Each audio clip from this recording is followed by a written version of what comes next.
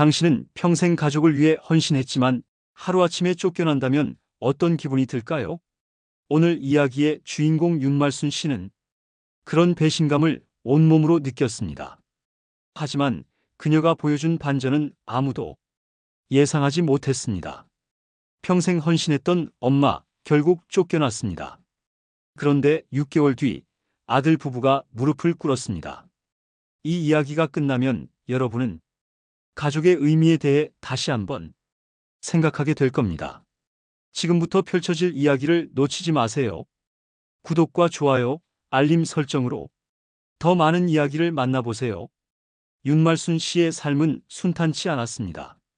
28살에 남편을 잃고 홀로 아들을 키우기 시작했죠. 그 시절을 떠올리면 말순 씨는 아직도 눈시울이 붉어집니다. 아들 정우가 3살 때 남편이 교통사고로 세상을 떠났어요. 그때부터 제 인생은 오직 정우를 위한 것뿐이었죠. 말순 씨는 아침 일찍 일어나 포장마차를 열고 밤늦게까지 일했습니다. 비가 오나 눈이 오나 아픈 날에도 쉬지 않았죠. 단 하나의 목표는 아들에게 좋은 교육을 시키는 것이었습니다. 학원비, 과외비, 대학 등록금, 돈이 필요할 때마다 제 몸을 더 혹사시켰어요. 하지만 정우가 웃는 얼굴을 보면 그런 고생이 다 행복으로 바뀌었죠. 그렇게 키운 아들 정우는 어엿한 회사원이 되었고 5년 전 예쁜 신부와 결혼식을 올렸습니다. 말순 씨는 평생 모아둔 적금을 깨서 아들 부부의 신혼집을 마련해 주었죠. 내 아들이 결혼하는 모습을 보는 게 내 평생 소원이었어요. 남편도 하늘에서 볼 수 있었으면 좋겠다고 생각했죠. 결혼식장에서 말순 씨는 기쁨의 눈물을 흘렸습니다. 그리고 아들 부부에게 신혼집 열쇠를 건넸을 때 그녀의 마음은 이미 차고 넘치는 행복으로 가득했습니다. 처음에 며느리 미연이는 정말 착했어요. 주말마다 찾아와서 반찬도 싸가고 명절에도 항상 먼저 연락하고. 하지만 행복한 시간은 오래가지 않았습니다.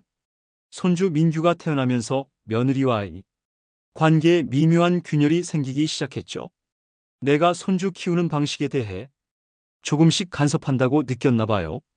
하지만 나는 그저 도움을 주고 싶었을 뿐인데 말순 씨가 손주를 돌봐주겠다고 제안했을 때 며느리는 겉으로는 고마워했지만 시간이 지날수록 불편한 기색이 역력했습니다. 육아 방식부터 시작해 집안일 하는 방법까지 작은 갈등들이 하나둘 쌓이기 시작했죠. 특히 손주 이유식을 먹이는 방법 때문에 자주 다퉜어요. 내가 보기엔 너무 적게 먹이는 것 같았거든요. 내 아들 키울 때는 뚱뚱하게 키우는 게 건강한 거라고 생각했는데, 그러나 말순 씨는 조심스러웠습니다. 아들의 행복을 위해서라면 자신이 조금 참는 게 낫다고 생각했으니까요. 하지만 그녀는 모르고 있었습니다. 그날 벌어질 일이 그녀의 인생을 완전히 뒤바꿔 놓으리라는 것을. 그날만큼은 제가 며느리의 말을 따를 걸 그랬어요. 하지만 손주가 배고파 보이는데 어떻게 그냥 있을 수 있었겠어요? 이 영상이 마음에 드셨다면 좋아요와 구독 부탁드립니다. 알림 설정하시면 더 많은 이야기를 가장 먼저 만나보실 수 있습니다. 그날은 평범한 오후였습니다. 말순 씨는 늘 그랬듯이 손주 민규를 돌보고 있었습니다. 며느리 미연이 직장에서 돌아올 시간이 다가오고 있었죠. 말순 씨는 손주의 저녁 이유식을 준비했습니다. 민규야, 할머니가 맛있는 이유식 만들었어. 한 숟가락만 더 먹자. 말순 씨는 손주가 이유식을 잘 먹지 않아 걱정이었습니다. 몸도 말랐고 얼굴색도 좋지 않았으니까요. 며느리가 정해준 양은 말순 씨가 보기에 턱없이 부족했습니다. 그래서 조금 더 먹이기로 했죠. 할머니가 정우 아빠 키울 때는 이렇게 안 먹었어. 밥 한 공기는 뚝딱 했지. 우리 민규도 조금만 더 먹자. 바로 그때 현관문이 열렸습니다. 평소보다 일찍 귀간 며느리 미연이 이유식을 먹고 있는 민규를 발견했죠. 어머니, 제가 몇 번이나 말씀드렸어요? 민규는 정량만 먹여야 한다고요. 미연의 목소리는 평소보다 날카로웠습니다. 말순 씨는 당황했지만 손주를 생각하는 마음에 변명했습니다.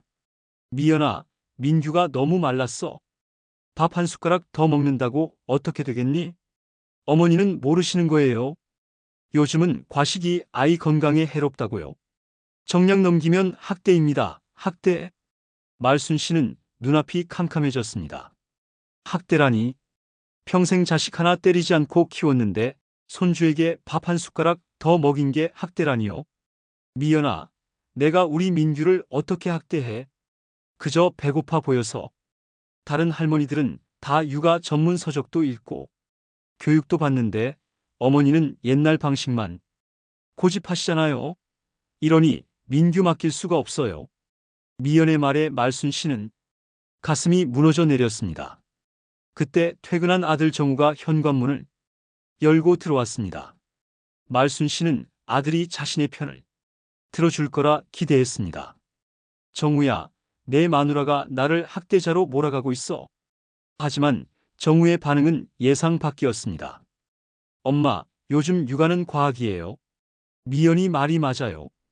엄마도 좀 배우셔야죠. 말순 씨는 눈물을 삼켰습니다. 밤새 아들 부부의 말이 귓가에 맴돌았죠. 그리고 다음날 아침 결정적인 싸움이 벌어졌습니다. 어머니, 민규 이유식에 설탕 넣으셨죠? 제가 설탕 절대 주지 말라고 했잖아요. 그냥 한 스푼 넣었을 뿐인데. 한 스푼이요? 어머니는 정말 우리 육아 방식을 존중해 주실 생각이 없으신 거죠? 미연의 얼굴은 분노로 일그러졌습니다.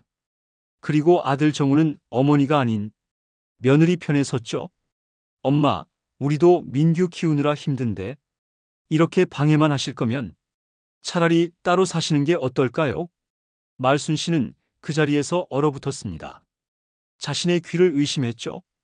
평생을 바쳐 키운 아들이 며느리 한마디에 자신을 내쫓는다니. 정우야, 내가 너를 위해 얼마나. 알아요, 엄마. 하지만 이제 제 가정이 우선이에요. 미연이랑 민규가 우선이라고요. 말순 씨는 더 이상 말을 잇지 못했습니다. 그날 밤 말순 씨는 가방 하나를 챙겼습니다. 평생 모아둔 사진첩과 몇 벌의 옷, 그리고 약간의 현금만을 넣었죠. 현관문을 나서는 말순 씨의 눈에서 눈물이 흘렀습니다. 뒤에서는 아들 부부의 안도하는 목소리가 들렸죠. 우리 집은 이제 정말 우리 집이 됐네. 말순 씨는 그 말을 똑똑히 들었습니다. 그리고 그 순간 그녀의 마음속에서 무언가가 바뀌었습니다. 슬픔과 배신감을 넘어 차가운 결심이 자리 잡기 시작했죠. 그래, 너희가 원하는 대로 해줄게. 하지만 마지막 웃는 사람이 누가 될지는 두고 보자. 말순 씨는 집을 떠나며 뒤돌아보지 않았습니다. 하지만 그녀의 머릿속에는 이미 계획이 그려지고 있었습니다. 아무도 모르는 놀라운 반전이 준비되고 있었죠. 이 영상이 마음에 드셨다면 좋아요와 구독 부탁드립니다. 알림 설정하시면 더 많은 이야기를 가장 먼저 만나보실 수 있습니다. 말순 씨는 허름한 고시원으로 향했습니다. 작은 방, 턱없이 좁은 공간. 이곳이 앞으로 그녀가 지내야 할 곳이었습니다. 침대에 누워 천장을 바라보며 그녀는 지난 시간을 곱씹었습니다. 평생 정우만 바라보고 살았는데 이렇게 버려지다니. 눈물이 그녀의 볼을 타고 흘러내렸습니다. 하지만 이내 그녀는 눈물을 닦았습니다. 슬퍼할 시간이 없었습니다. 그녀의 가방 속에는 무언가가 있었으니까요. 바로 집 등기권리증이었습니다. 이게 내 마지막 카드야? 그렇습니다. 말순 씨가 아들 부부에게 마련해준 그 집, 사실은 여전히 말순 씨 명의로 되어 있었던 것입니다. 결혼할 때 명예 이전을 약속했지만 여러 세금 문제로 미뤄두었던 것이죠. 아들, 며느리한테 말해줄까 했었는데 이제 그럴 필요 없겠네. 다음 날 아침 말순 씨는 가장 먼저 변호사 사무실을 찾았습니다. 변호사님, 제 명의로 된 집에 살고 있는 세입자를 내보내고 싶습니다. 네, 가능합니다. 세입자와의 관계는 가족은 아니죠. 그냥 남이니까요. 이제는 정말 남입니다. 변호사는 말순 씨에게 법적 절차를 상세히 설명했습니다. 그리고 그날 오후 말순 씨는 부동산 중개소를 찾았습니다. 이 집을 팔고 싶은데요. 최대한 빨리요. 네, 좋은 매물이네요. 지금 시세보다 조금만 낮게 내놓으면 금방 나갈 겁니다. 말순 씨의 얼굴에 미소가 번졌습니다. 평생 한 번도 사용해보지 않은 차갑고 비즈니스적인 미소였죠. 그럼 시세보다 5% 낮게 내놓으세요. 단 한 가지 조건이 있어요. 현재 살고 있는 세입자들은 무조건 나가야 합니다. 이틀 후 아들 정우의 집 우편함에 한 통이 내용 증명이 도착했습니다. 봉투를 열자마자 정우의 얼굴이 하얗게 변했습니다. 여보, 이게 무슨...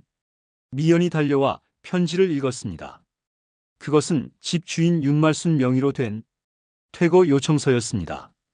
2달 안에 집을 비워달라는 내용이었죠. 이런 미친... 어머니가 정말 이러시는 거야? 미연의 목소리는 떨리고 있었습니다. 그들은 즉시 말순 씨에게 전화를 걸었습니다. 하지만 그녀의 전화는 꺼져 있었습니다. 다음 날 정우는 어머니가 묵고 있다는 고시원을 찾아갔습니다. 하지만 말순 씨는 그곳에 없었습니다. 대신 편지 한 장이 놓여 있었죠.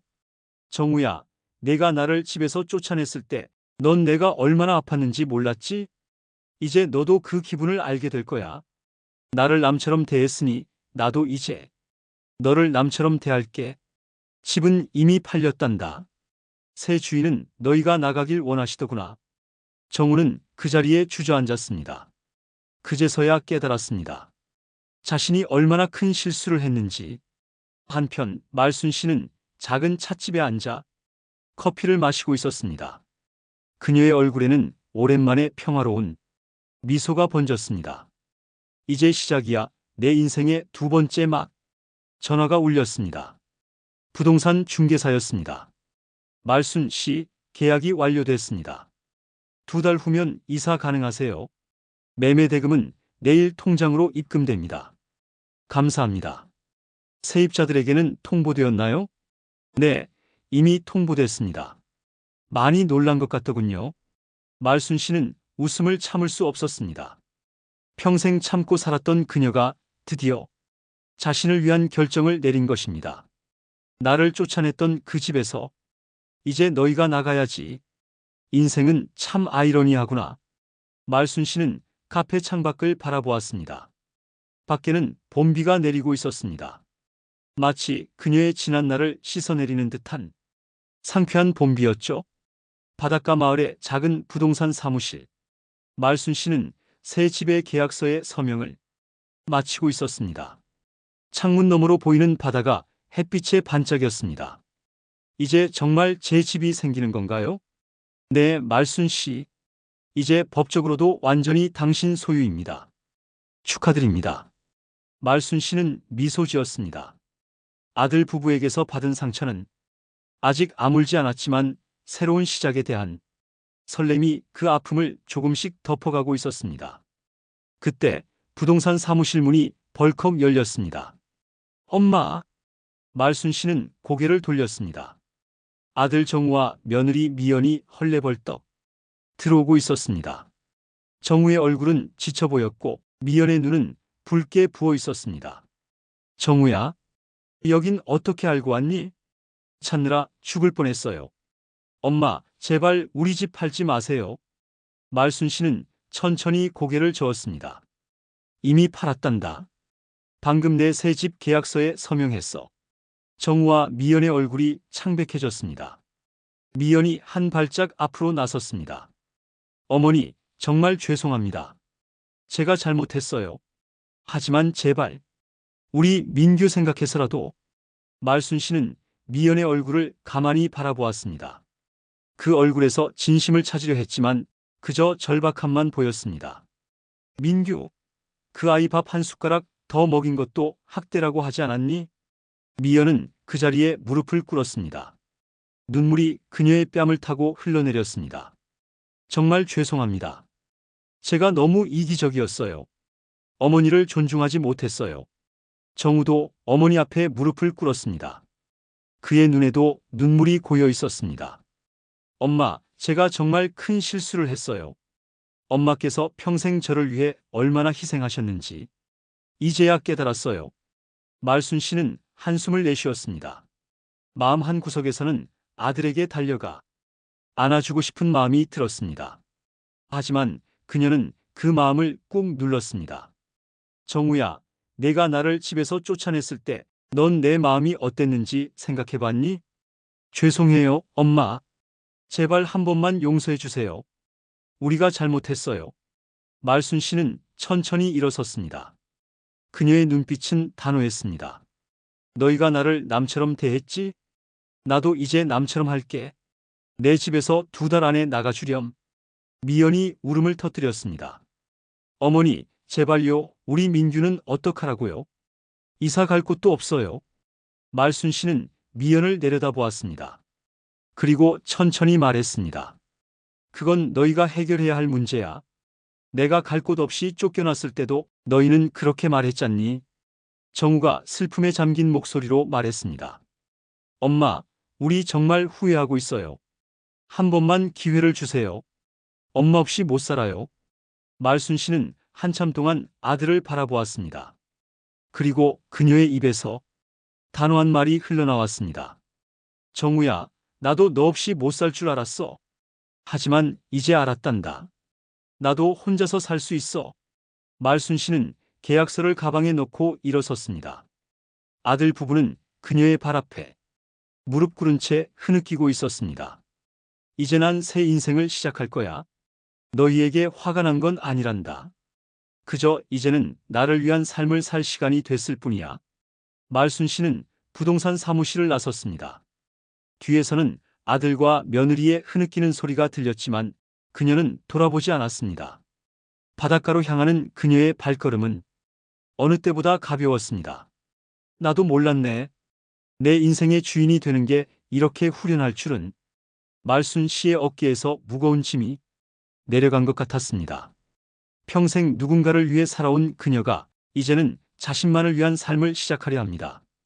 바닷가가 내려다 보이는 작은 집, 푸른 창틀과 하얀 벽 그리고 작은 정원이 있는 이 집은 이제 말순 씨의 새로운 보금자리가 되었습니다. 여기가 정말 내 집이라니. 말순 씨는 베란다에 앉아 바다를 바라보았습니다. 60년 인생에서 처음으로 온전히 자신만을 위한 공간이었습니다. 누구의 허락도 필요 없고 누구의 눈치도 볼 필요 없는 곳. 현관문 옆에는 작은 간판이 걸려 있었습니다. 이젠 나를 위한 집. 이사 온 지 한 달째 말순 씨의 일상은 완전히 달라졌습니다. 아침에 눈을 뜨면 가장 먼저 바다를 바라봅니다. 그리고 정원의 작은 텃밭에 물을 주고 동네 산책을 다녀옵니다. 말순 씨, 오늘도 일찍 일어나셨네요. 옆집에 사는 김영순 씨가 반갑게 인사했습니다. 영순 씨도 말순 씨처럼 혼자 사는 여성이었습니다. 두 사람은 금세 친구가 되었죠. 네, 바다가 너무 예뻐서 일찍 일어나게 돼요. 오늘 저녁에 우리 집에서 같이 밥 먹어요. 동네 사람들 몇 명 초대했어요. 말순 씨는 미소를 지었습니다. 이곳에 온 후로 새로운 친구들이 많이 생겼습니다. 모두 인생의 이막을 시작한 사람들이었죠. 집으로 돌아온 말순 씨는 작은 창고에서 그림 도구를 꺼냈습니다. 젊었을 때 잠시 배웠던 수채화를 다시 시작한 것입니다. 이제 와서 그림을 다시 그리게 될 줄은 몰랐네. 말순 씨의 그림 솜씨는 나날이 늘어갔습니다. 동네 문화센터에서 열린 작은 전시회에 그녀의 그림이 걸리기도 했습니다. 오후에는 종종 동네 도서관에 가서 책을 읽습니다. 평생 남의 이야기를 들어주기만 했던 그녀가 이제는 자신의 이야기를 쓰기 시작했습니다. 일기를 쓰고 때로는 짧은 시를 짓기도 합니다. 말순 씨 일기가 너무 재미있어요. 이거 책으로 내면 잘 팔릴 것 같은데요. 도서관 사서 선생님의 말에 말순 씨는 쑥스럽게 웃었습니다. 그날 저녁 말순 씨는 갑자기 찾아온 전화에 놀랐습니다. 발신자는 아들 정우였습니다. 엄마, 정우구나. 잘 지내니? 네 엄마는 어떻게 지내세요? 난 아주 잘 지내고 있어. 매일이 행복하단다. 전화기 너머로 잠시 침묵이 흘렀습니다. 엄마 정말 죄송해요. 그리고 보고 싶어요. 말순 씨의 마음이 잠시 흔들렸습니다. 하지만 이내 마음을 다잡았습니다. 나도 너희가 보고 싶단다. 하지만 아직은 조금 더 시간이 필요해. 알겠어요. 엄마 언제든 준비되시면 연락 주세요. 저희는 기다릴게요. 말순 씨는 전화를 끊고 베란다로 나갔습니다. 저녁 노을이 바다 위에 붉게 물들고 있었습니다. 언젠가는 다시 만날 수 있겠지. 하지만 지금은 내 시간이야. 말순 씨는 노을을 바라보며 생각했습니다. 인생은 참 아이러니합니다. 모든 것을 잃었다고 생각했을 때 오히려 자신을 찾게 된 것입니다. 다음 날 아침 말순 씨는 정원 한쪽에 작은 팻말을 세웠습니다. 윤말순의 정원 60세에 시작한 인생 2막. 그녀의 얼굴에는 평화로운 미소가 번졌습니다. 이제 그녀의 하루하루는 누군가를 위한 것이 아니라 오직 자신을 위한 것이었습니다. 동네 친구들과 함께하는 저녁 식사, 바닷가 산책, 그림 그리기, 책 읽기. 말순 씨의 일상은 소소하지만 충만했습니다. 그리고 가끔, 정말 가끔은 손주 민규의 사진을 보며 그리움에 젖기도 합니다. 언젠가는 다 용서하게 되겠지. 하지만 지금은 나를 사랑하는 법을 배우는 시간이야. 바닷가 마을의 작은 집. 그곳에서 윤말순 씨의 새로운 인생이 시작되었습니다. 누군가를 위한 인생이 아니라 이제는 나를 위한 삶. 윤말순 씨의 인생 2막은 이제부터 시작입니다. 해가 저물고 달이 뜨는 바닷가 마을의 고요한 저녁. 말순 씨의 집 창문에서 따스한 불빛이 새어나옵니다. 그 불빛 속에서 말순 씨는 테이블에 앉아 편지를 쓰고 있습니다. 사랑하는 정우에게. 말순 씨는 펜을 멈추고 창밖을 바라봅니다. 6개월이 지났습니다. 아들과 며느리와의 마지막 만남 이후로 그녀는 자신만의 시간을 충분히 가졌습니다. 이제는 괜찮을 것 같아. 말순 씨는 다시 펜을 들고 편지를 이어갑니다. 정우야, 이제 엄마는 정말 행복해. 내가 보고 싶구나. 민규도 많이 컸겠지? 다음 주 일요일 너희가 이곳에 오면 좋겠다. 엄마가 맛있는 밥을 해줄게. 편지를 마무리하며 말순 씨는 미소를 지었습니다. 인생은 참 예측할 수 없는 것이었습니다. 평생 가족만을 위해 살았던 그녀가 60세에 비로소 자신을 위한 삶을 시작하게 될 줄은 누가 알았을까요? 일요일 예상보다 일찍 초인종이 울렸습니다.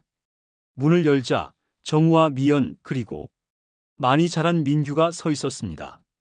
엄마, 할머니. 민규가 달려와 말순 씨의 품에 안겼습니다. 말순 씨의 눈에 눈물이 고였습니다. 우리 민규 많이 컸구나.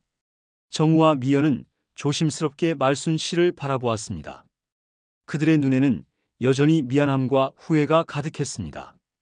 들어오렴. 엄마가 맛있는 음식 많이 준비했어. 그들은 함께 식탁에 둘러앉았습니다.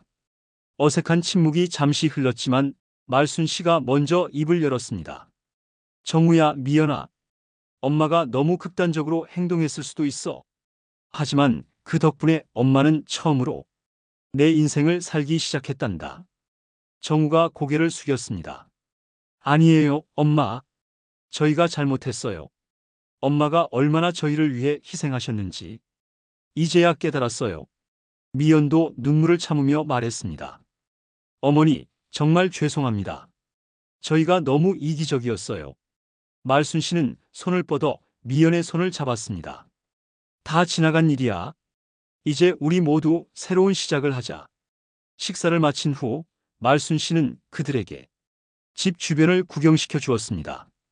작은 정원, 바다가 보이는 베란다, 그리고 그녀가 그린 그림들. 엄마, 정말 행복해 보이세요. 그래, 정우야. 엄마는 정말 행복해. 이제 너희도 그랬으면 좋겠구나. 돌아가기 전 정우가 조심스럽게 물었습니다. 엄마, 혹시 우리 집에 다시 오실 생각은 없으세요? 말순 씨는 미소를 지으며 고개를 저었습니다. 아니란다, 정우야. 엄마는 이제 이곳이 좋아. 하지만 걱정 마, 자주 보러 갈게. 그리고 너희도 언제든 여기로 놀러 오렴.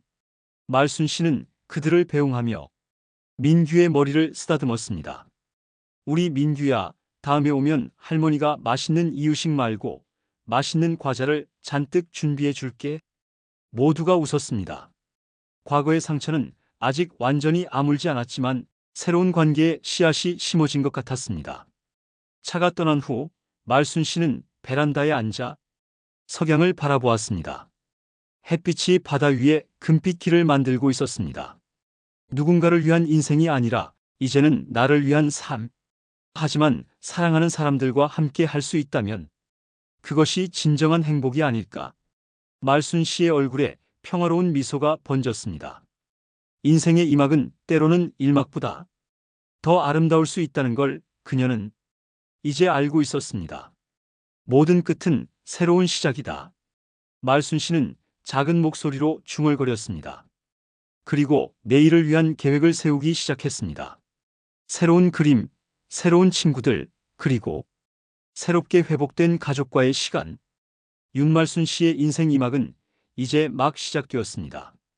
이 영상이 마음에 드셨다면 좋아요와 구독 부탁드립니다. 알림 설정하시면 더 많은 감동적인 이야기를 가장 먼저 만나보실 수 있습니다. 여러분의 인생 이막은 어떤 모습인가요? 댓글로 여러분의 이야기를 들려주세요.